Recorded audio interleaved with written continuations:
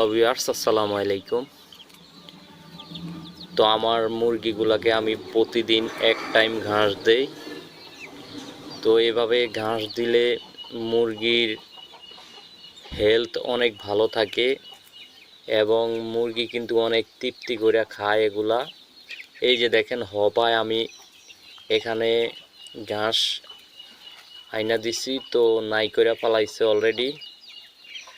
তো এভাবে ঘাস দিলে কি হয় যে দানাদার খাবারের উপরে চাপটা একটু কমে।